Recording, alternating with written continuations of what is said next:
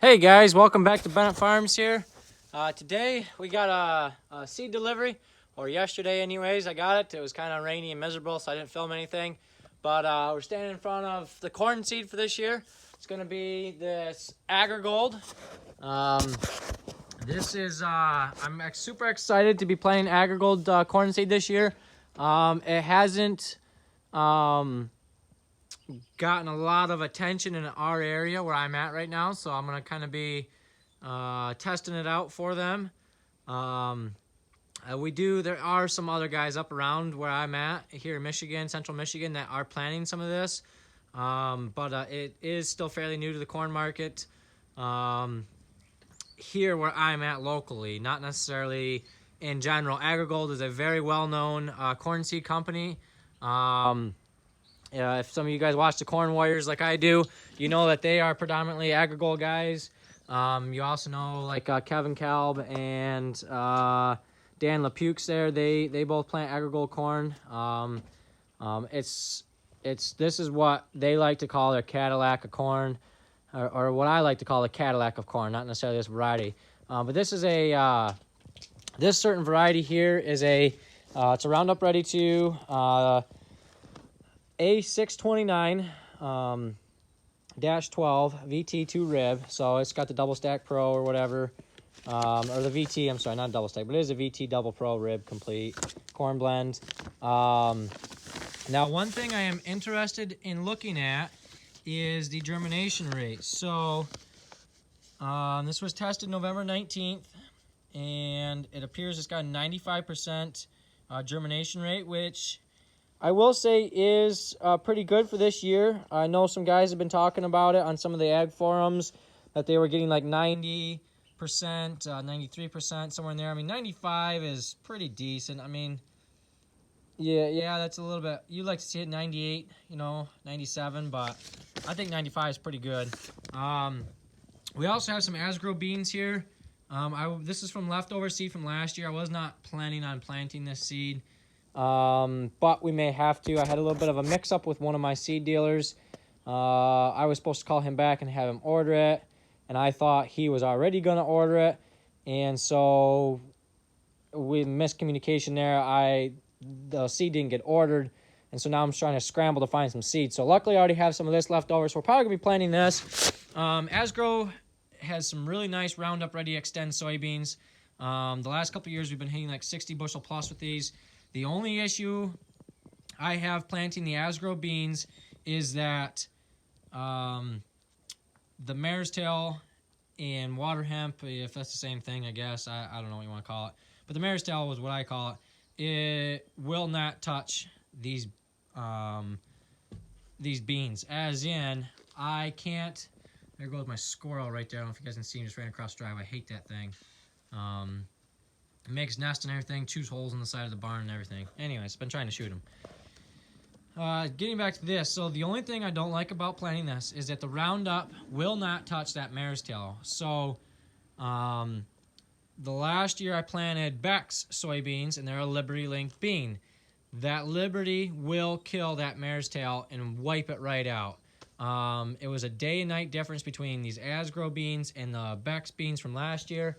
I have a couple of bags of that up here, which I'm hoping to get the same variety. Oh boy, if I can get up here. I'll get up here in the loft here. I got some extra bags here. I will be getting the same variety of these beans this year. These are a 2088 Freedom Plus soybean. These are, I believe, a 2.0 maturity. And wow, actually you can see that from last year. This one only had a minimum germination of 85%. That's really surprising. That was last year too. That was 130,000 seeds a bag. Let's see what this tag says here. Doesn't say. That kind of surprised me that said that on it. It was 85%. I didn't even think about looking at that last year, but I mean that was in March 2019 and right before planting season there, so that kind of surprised me. You see there's a decal bag here. This is some of our seed that we had last year. I will not be planting any decal this year. It just didn't perform as well as it should have, I believe, last year. But the Bex beans, it's got these Escalate with the yield enhancement seed treatment on it. You can see that these are the Freedom Plus soybean series. Liberty Plus glyphosate tolerant, so I can spray Roundup.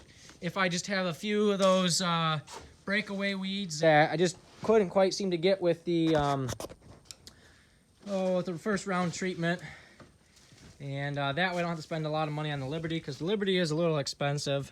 It's not terrible, but it's worth the money if you have water hemp. But you cannot spray Liberty on this. So when you spray the Roundup, you will kill everything, mostly everything except for the mare's tail. I know if some of you guys watch, I may have a couple videos out there on how bad the mare's tail was in some of these as-grow beans last year. They do have a great yield. It's just got to be able to control the weeds as well. Now, part of that is part of our pre-program here. You can see the seeds out there hooked up to that. I'm working on the planter this afternoon. I got some info on that, and then some info on the sprayer. So, but my main thing is I want to talk about this AgriGold corn seed. I'm super excited about it this year. I'm kind of, like I said, I'm testing the waters with it. I'm also working with them to try and maybe trying to promote the AgriGold corn seed, and trying to work with them on maybe potentially possibly becoming a dealer for them. We'll see how that works out. I'm not really sure on that work. We're kind of, it's in the works a little bit, but I don't want to kick the bag open on that yet. But yeah, so I just thought I'd show you that quick. Like I said, I'm super excited to plant it this year. It's very a very well-rounded corn variety. This one is. I have the book in there. They also have lots of other different varieties as well. I can show you some of that here in a second. But AgriGold is got some great genetics.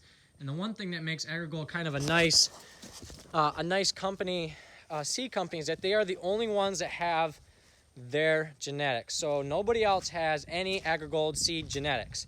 For instance, if I were to go take the Millennial Farmer, for instance, he gets a lot of the FBN seed, okay? And he tells, if you guys watch his channel at all, he explains how a lot of like the channel, LG, maybe not LG, we'll go with Channel, Stein, we'll go with DeKalb in there.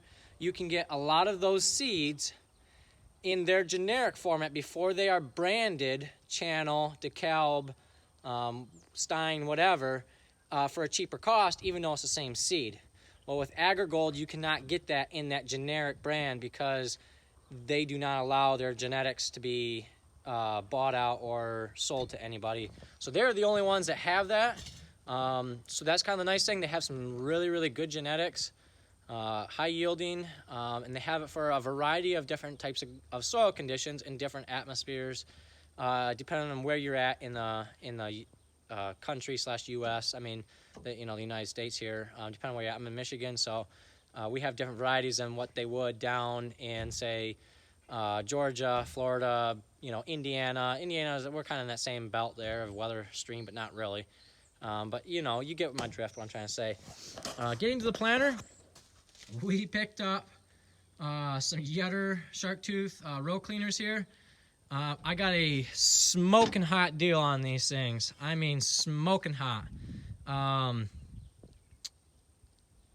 I paid $50 a piece for these row units, or the mounting unit and the actual cleaner themselves.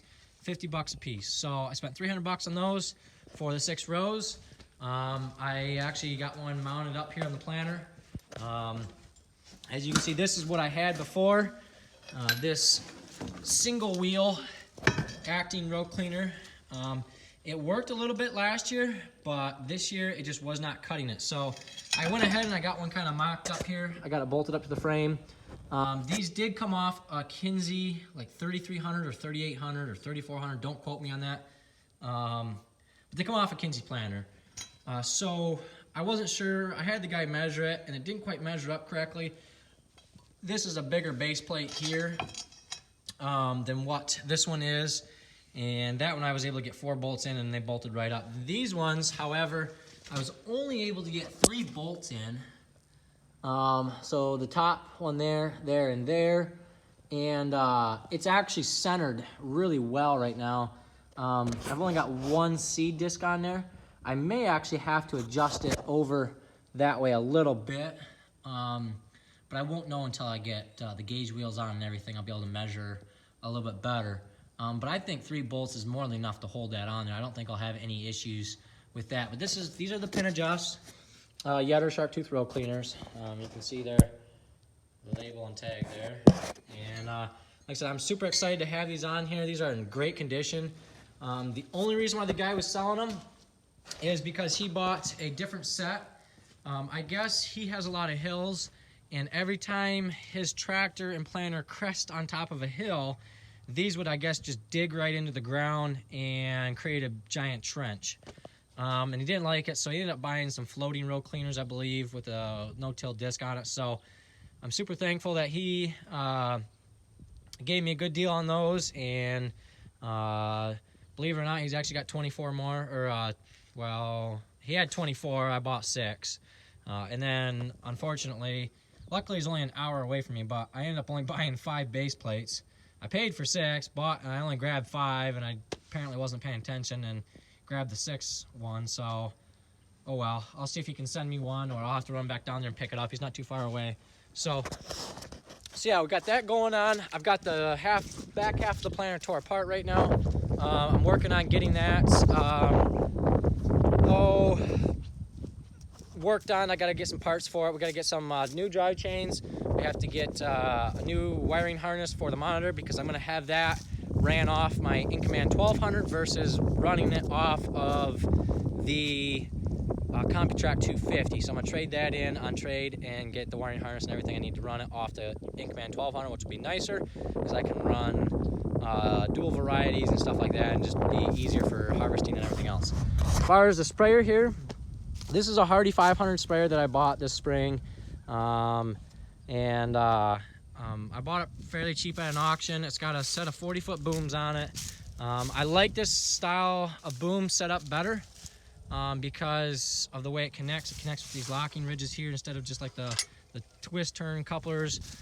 They're in great shape. There's no cracks or welds on the booms to speak of. I'm not real sure. This thing sits real heavy in the back end here.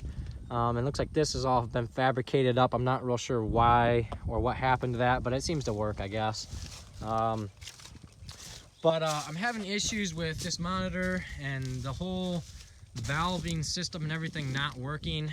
So I talked to my ag leader guy.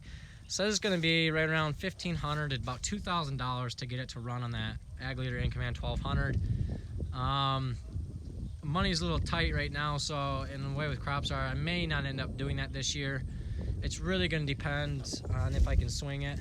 I would like to, so that way we can get these fields sprayed and be able to do a good pre-emerge and be able to keep that pre-emerge going, or keep it down, keep the weeds down and be able to spray ourselves versus having the elevator do it. I don't like the elevator spraying because they spray a lot of people's fields and don't always get their booms cleaned out. And last year we had that happen where they come and sprayed and they burned a bunch of our beans because they didn't clean their booms good enough. And the first couple of passes still had whatever they had in it, and it burned them real bad. It must not have hurt them terribly because we still did average like 55, 60 bushels an acre on them. But I mean, I don't want to take that chance in the future. So yeah, so we're working on that. This is the 4240. I got it cleaned up. It's actually pretty dirty right now. I got rained on and a few other things. Field cultivator here. This is a Glencoe 4300. Just kind of giving you guys a quick run through. We put new shovels on this yesterday. So everyone's got new shovels. I'm hoping that these shovels will work. These are a 7-inch marathon sweep. I thought they're gonna be a lot bigger than what they were, but they're not. I may need to, there's a couple on the front that are like 9-inch sweeps or 8-inch, yeah, 9-inch sweeps. And so I'm a little worried that these ones might be a little small for the spacing of the S-tines, but I'm not totally sure. It seems like they'll do a good job. We still have to go through. We have to fix these harrows here. A couple of them are not quite bolted up correctly. Like you can see this one here is just zip tied on there. Not really sure what that's about. This one's not even attached at all, so it needs to be bolted up. I think what I'm going to do is go to the dealer, AGCO dealer, and pick up a couple more of these, and then just bolt those onto here, or make a bracket for it, weld a bracket on there, and then that way I can just quick adjust it if I have to. But we got to put some new spikes in there. They're sitting up here on the platform. Again, we got new shovels all the way through. Right here's the new spikes for it. Here's some of the used ones that were on there, and this is compared to a new one, so they're pretty well wore down, a couple 2-3 inches, but that's not a big deal. The disc, they're a little wore. They could probably be replaced, but they're pretty expensive, so I'm not going to even mess with that. They're good. The bearings are in good shape, so I'm just going to grease it and hit the field with it and go. 50/20 update. It's still broken, but we got the part for it right here. I needed to get a new disc brake, so I've got a new one in here. We're going to get that put together tonight and hopefully have it running by tomorrow, which tomorrow is the 25th of April. I just got to do some playing around here. I've got to get this thing planter backed in and get everything put away for the weekend. I'll kind of show you what I was doing to the planter here. So, update on this. We just need to replace these seed trench guides here, or whatever you want to call them, and then we need to replace the depth gauge arm as well. And I'm going to get the tandem walking one, I guess, so that way it helps keep the row unit into the ground a little better. And then we're going to adjust the down pressure springs all the way to the last hole to get more down pressure because the ground is hard. We're going to get new chains here, and we're going to work on this cross auger as well. We're going to try and get some like rubber flaps bolted up to that so it keeps the fertilizer actually in the fertilizer hoppers instead of throwing it everywhere. We're going to get an auger put on here, possibly put a bearing through here into an auger end cap. I'm sorry, we're not going to put an auger in there. We're going to put an end cap on there and maybe put a bearing in here or something to help keep the fertilizer from spraying out. Because you can see it gets all over the planter here and rust everything out. Gets down into these chains right here and rust them out. So we're going to do all new drive chains. Probably going to leave them drives alone. They're fine. Everything else seems to be pretty good on the planter, but we're going to have to go through that. So, yeah. Anyways, guys, I'm going to cut this video short here. It's actually not even a short video. It's actually 16 minutes long. So, hope you guys enjoy it. If you guys like today's video, please leave a comment down below. Don't forget to subscribe. It really helps out the channel. And hit that like button. That helps the YouTube algorithm know that you guys like watching my stuff and helps other people see it as well. So don't forget to hit that like button, and hope you guys have a great weekend and stay safe out there with everything that's going on. So thanks for watching today, guys.